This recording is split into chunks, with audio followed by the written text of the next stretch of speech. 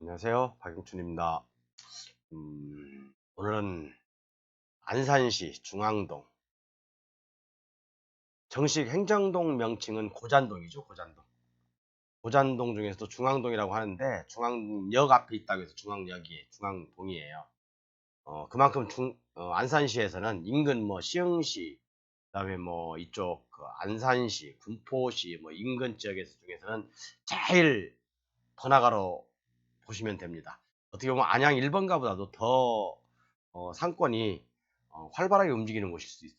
그럼 제가 이제 생각하는 것은 그런 말도 있어요. 그냥 하버드 대학교의 저녁에 불은 꺼져도 이곳 중앙동의 상가의 불은 24시간 꺼지지 않습니다. 그만큼 유동인구도 많고 사람이 어마어마해요.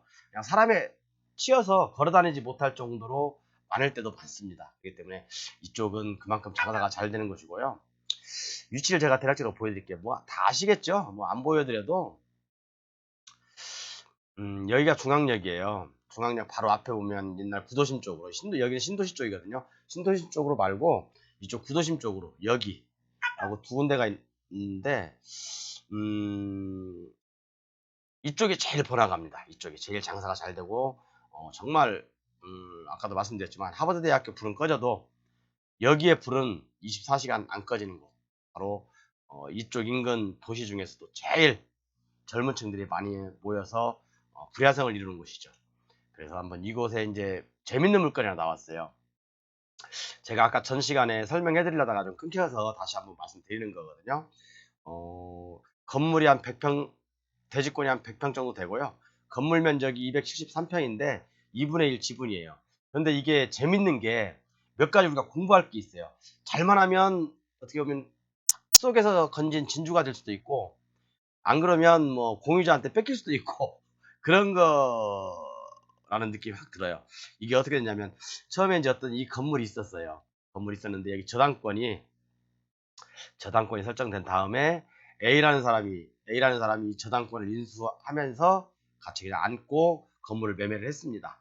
그런데 시간이 얼마 지난 다음에 이 A라는 지분이 이 A라는 분하고 B라는 분으로 2분의 1씩 나눠졌어요. 2분의 1씩 지분이 나눠졌어요. 그래서 이제 뭐 이 A라는 분이 뭐 자기 2분의 1 갖고 또 뭐 자기 뭐 부인인지 어쩐지 저는 모르겠어요. 아직 등기부 보진 않았으니까 이렇게 나눠 가졌습니다. 그런데 또 어느 정도 일정 시간이 흐른 다음에 이 A라는 분이 똑같은 동일인입니다. 이분하고요. 이 A라는 분이 B 지분에다가 강제 경매를 신청했어요. 강제 경매를. 어떤 뭐 채권 관계가 있겠죠. 어떤 뭐 채무 관계가 있다 보니까 강제 경매를 신청했겠죠. 그런데 참 재밌죠.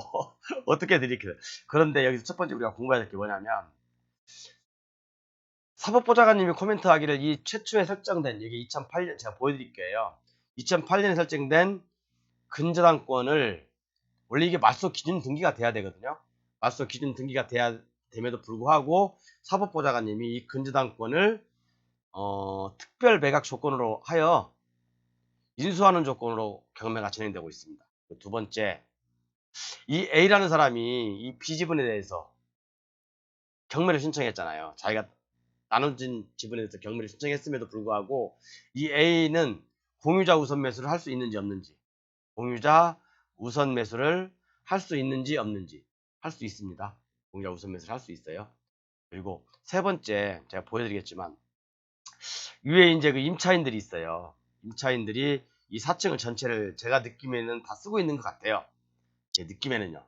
그런데 임차인이 있는데 경매 물건이상에는 임차인을 인수해야 된다고 돼 있어요. 인수. 그런데 사법보좌관님이 코멘트한 거 보면 이 저당권 외에 인수하는 권리는 없다고 코멘트 해놨거든요. 아니 없다고 코멘트한 게 아니라 저당권만을 인수해야 된다고 코멘트 해놨어요. 그럼 나머지 임차인도 인수해야 되면 임차인도 코멘트를 해야 되는데 코멘트를 안 해놨어요. 그럼 제가 어떻게 된 내용인지 한번 볼게요. 자, 재밌네 이거. 자, 이게 뭐 이 상가 4층인 것 같아요. 4층인 것 같은데, 자, 여기 4층이요. 전체를 다 쓰고 있는 것 같아요. 제 느낌에는요. 여러분들 직접 가서 현장 가서 보세요. 그런데 자, 쭉 내려 이거 뭐 그렇다 하고 뭐 보면 여기부터 보는 게 아니라 여기 볼게요. 2008년 3월달 근저당권 하나은행이 설정했죠. 여기 보면 인수라고 돼 있죠. 이것은 특별 매각 조건으로 사법보좌관님이 코멘트한 거예요. 자, 그러면 자 여기에 이제 전세권 설정자가 있어요. 전세권 설정자가 있는데 이분도 인수를 해야 되겠죠. 왜냐하면 원칙은 이 정상적인 경매라고 한다면 이 근저당이 말소 기준 등기가 돼야 됨에도 불구하고 인수라고 했기 때문에 인수라고 했죠. 그리고 이 아까 A라는 분이 B 지분에 대해서 경매를 신청했다고 했잖아요. 이게 A고 이게 B예요. B 지분에 대해서 경매를 신청했기 때문에 이게 말소 기준 등기가 되는 겁니다. 그러면 이 밑으로는 아무것도 없으니까 다 소멸이고 그죠? 아무것도 없잖아요. 이 위로는 인수. 그죠? 여기도 인수고. 그런데 여러분 한번 제가 지금부터 중요한 얘기를 하는 거예요. 자, 그래서 이제 공유자 우선 매수는 제가 일단 된다고 했죠. 공유자 우선 돼요. 자, 그러면 자, 여기를 한번 가만히 볼게요. 여기 이제 점포 401호부터 400 몇 호까지 쭉 있는데 자, 뭐 6,325, 6,325만 원. 그다음에 전세권 3억 5천. 다 3억 5천이죠. 이 사람은 제가 볼 때는 분명히 한 사람일 거예요. 단지 문제는 여기 두 분인데 이 두 분도 다른 명의로 해놨는지 아니면 같은 동일인인지 한번 볼게요. 제가 좀 그래서 조금 의심스러워서 매각물권 명세서를 한번 봤어요. 자, 매각물권 명세서에 보면 전세권 아까 3억 5천이 인수라고 돼 있잖아요. 인수. 그런데 매각물권 명세서에 보면 전세권 설정은 있어. 좀 내려봐야 되겠네. 여러분 잘 안 보이실 수 있지만 여러분들 그러면 나중에 확대해서 보세요. 여기 다 같은 분이거든요. 다 같은 분인데 401호부터 쭉 같은 분이에요. 쭉 같은 분이에요. 이렇게 같은 분인데 전세권 설정이 2015년 8월 24일부터 2020년 8월 23일까지죠. 그러면 전세권 계약 기간이 만료가 된 거잖아요. 그렇죠. 그러면 우리 매수인 입장에서 낙찰자 입장에서는 요걸 인수해야 될까 안 해야 될까? 전세권 기간이 끝났으면 인수 안 해도 되겠죠. 그렇죠? 그리고 여기도 마찬가지예요. 이 임차인들 위에 두 분 계시죠? 404호하고 405호.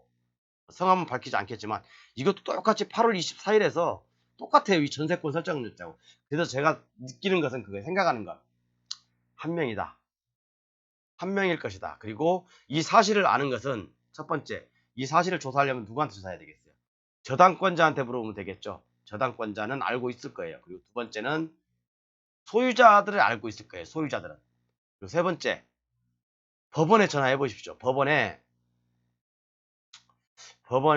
전화를 해보시면 여기에 보시면 이제 임차인들 뭐 현황 조사했던 들, 그러니까 현황상 아니면 또는 이제 뭐 공부상 나와 있는 임차인들을 다 사법보좌관님은 이렇게 써놓죠. 당연히 써놔야 되겠죠. 써놓는데 사법보좌관님이 코멘트한 것은 이거예요. 등기한 부동산에 관한 권리 또는 가처분 매각으로 그 효력이 소멸되지 아니한 것에서 저당권만 인수하는 걸로 되어 있거든요. 만약에 임차인이나 전세권도 인수해야 된다고 한다면 여기다 코멘트를 해놨겠죠. 아니 사법보좌관님은 코멘트를 안 했어요. 왜 안 했을까? 왜 안 했을까? 여러분 이거 제가 아까 확인하는 방법 세 가지 알려드렸죠. 저당권자, 소유자, 그 다음에 법원에 직접 전화를 한번 해보십시오. 아니면 찾아가보든가. 그럼 알려주실 거예요. 왜 안 했는지. 자, 그래서 이 물건을 보면 사실은 만약에 내가 아까 저당권이 약 8억 정도 됐죠. 7억 얼마인데 8억이라고 합시다. 그리고 이제 이게 두 개 합치면 한 1억 3천. 전세권 합치면 3억 5천. 만약에 이 두 개를 인수하지 않는다고 한다면 적당한 가격에서 낙찰을 받아도 될 것 같아요. 좀 더 빠지면 지금 가격은 막 매수하는 거 아니고요. 그렇지만 공유자 우선 매수가 있으니까 공유자가 후딱 가져가겠죠. 그렇죠. 그런데 만약에 이걸 인수한다면 얘기는 달라지겠고요. 그죠? 인수하는지 안 하는지 그거 잘 판단하시고 제 생각이 맞다면 저는 조사는 저는 안 해볼 거예요. 제가 입찰 안 들어갈 거니까. 상권은 대한민국 최고지만 여러분들 한번 관심 있는 분들은 한번 조사해 보시고요. 가격은 이보다 더 떨어져야지 수익률이 나옵니다. 뭐 참고하셔서 적정한 가격 산출하시고 저당권 아니면 아까 인수하는지 여부 체크하신 다음에